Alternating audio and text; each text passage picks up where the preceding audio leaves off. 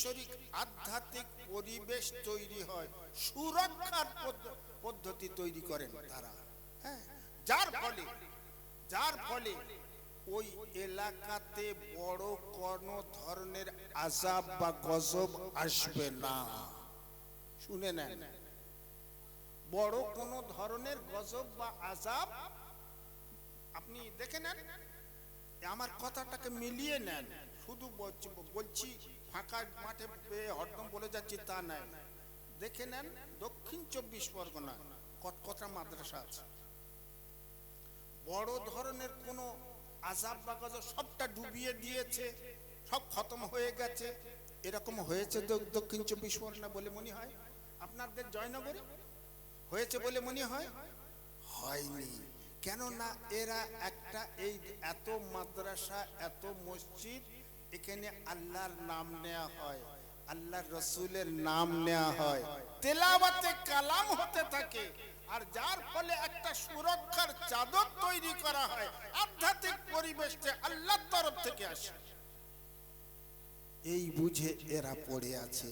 আল মসজিদু বাইতুল্লাহ, এটা হলো আল্লাহর ঘর।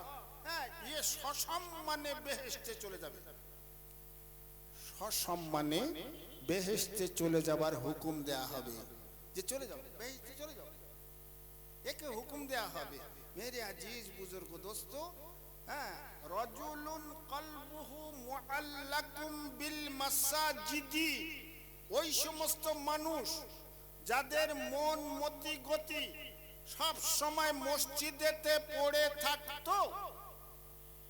কখন মসজিদে আজান হবে, কখন যাব মসজিদে, মসজিদে কখন গিয়ে ঝাড়ু দেবো, কখন মুছবো, পরিষ্কার করব, 2 রাকাত নামাজ পড়বো, এই মনটা ওর মসজিদে পড়ে থাকতো। এই মানুষগুলোকে আল্লাহ তাবারক তাআলা বলছেন যে আমি কাল কিয়ামতের মাঠে 7 ধরনের ব্যক্তিকে আমি আমার আরশের ছায়ার নিচে স্থান করে দেব। আরশের নিচে, হ্যাঁ, সমস্ত কিয়ামতের মাঠটা আমরা শুনেছি, তবু স্মরণ করিয়ে দেবার নিমিত্তে এতটুকু বলছি। হ্যাঁ, সূর্য 1 মাইল কি হাফ মাইল, কেউ বলে 1 হাত দূরে এসে গেছে, এত কাছাকাছি এসে গেছে, সূর্য হাত দিয়ে ধরা যাবে, ছোঁয়া যাবে, এরকম পরিস্থিতি হয়ে গেছে। কেমন? আর গোটা পৃথিবীটাই মাঠ, ছায়া বলে সেদিন কিচ্ছু থাকবে না।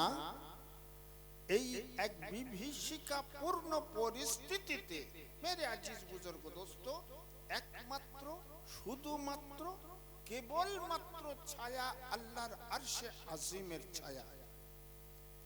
ওই আরশে আজিমের ছায়ার নিচে ওই সমস্ত বান্দাদের স্থান হবে যাদের মন মতি গতি মসজিদে পড়ে থাকতো। কেমন? এদের জায়গা হবে। হ্যাঁ মেরে আজিজ বুজুর্গ দোস্ত, ওদেরকে বলা হবে, শুধু এটাই নয়, ওই গ্যালারিতে 7 ধরনের ব্যবস্থা হবে। হ্যাঁ, 7 রকম মানুষের 7 ধরনের ব্যবস্থা হবে। আচ্ছা, ওয়াশাবুন নাশাফি ফি ইবাদাতিল্লাহি আযজা ওয়া জাল, ওই সমস্ত জওয়ান যুবকরা যাদের নিজেদের জওয়ানিটাকে আল্লাহর রাস্তায় বিলীন করে দিয়েছে। হ্যাঁ, লারে লাপাই নয়। হ্যাঁ, আজকাল বেশিরভাগ দেখে দেয় উঠতি বয়সের ছেলে মেয়েরাই, হ্যাঁ, সব পকেটে বড় বড় মোবাইল, তো বড় বড় মোবাইল, আর সব মগজে হয় ইউটিউব না ফেসবুক, আর নেট ঘেঁটে, আর মগজে অশ্লীল চিন্তা ভাবনা। হ্যাঁ, ঠিক বলছি না ভুল বলছি? রেগে যাচ্ছে? মেরে আজিজ বুজুর্গ দোস্ত, অশ্লীল চিন্তা ভাবনা এই উঠতি বয়সের ছেলে মেয়েদের। সমাজ কোথায় যাচ্ছে?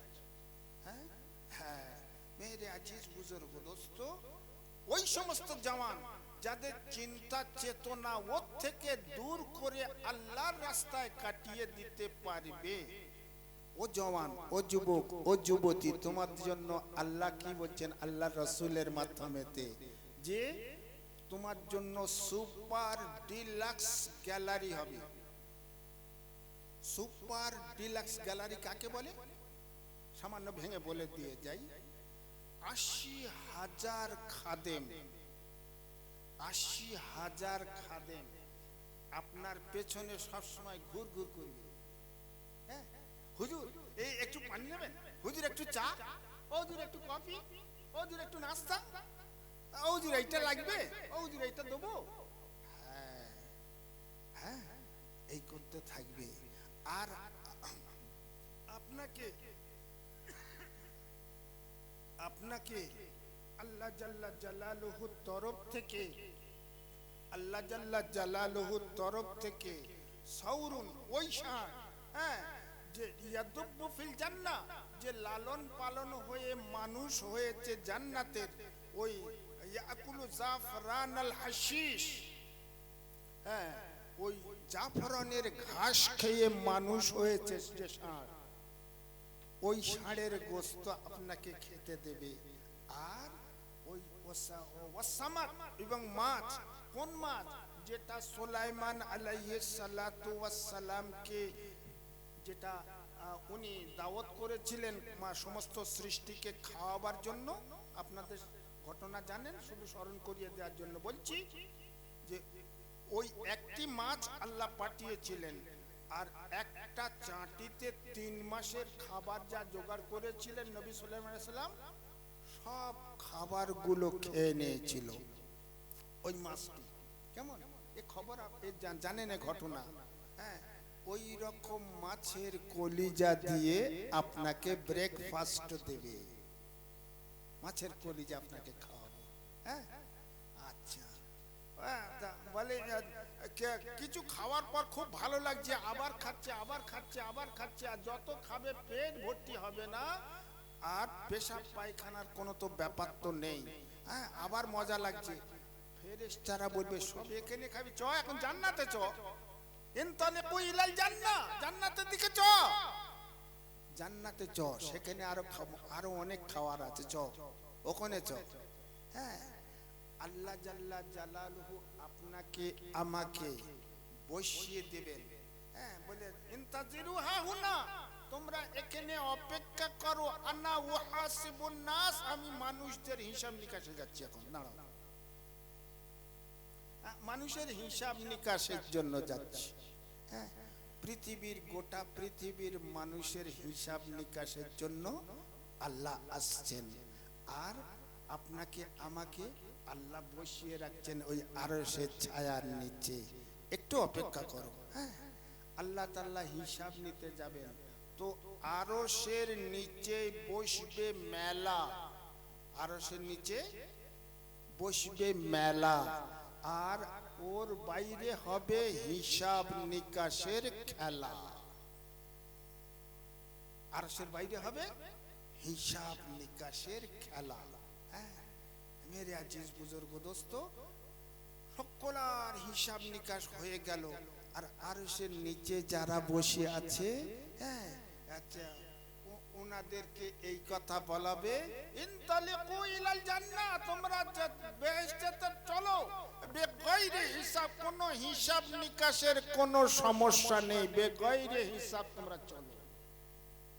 বলো, হ্যাঁ, কত মজা হবে জি। আর বেহেশতের বয়ান ধরেছি যখন, দুটো বলে দিয়ে যাই। হ্যাঁ, মেরে আজিজ বুজুর্গ দোস্ত,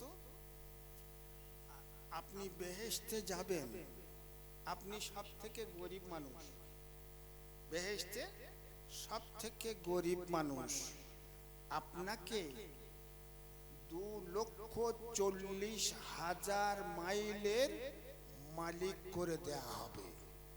2,40,000 মাইলের মালিক হয়ে যাবেন আপনি জি বেহেশতে। আপনাকে 100টা তলা ঘর দেয়া হবে, 100 তলা ঘর আপনাকে দেয়া হবে। হ্যাঁ, আর বেহেশতের ওই মাটিগুলো হবে কস্তুরী বা মিশকে আম্বরের মাটি হবে, আর জাফরানের মাটি হবে। আর আপনার ঘরটা যে 100 তলা ঘর, ওই ঘরটা হবে সোনার রূপার ঘর, রূপার ইট আর সোনার তার প্লাস্টার করা হবে।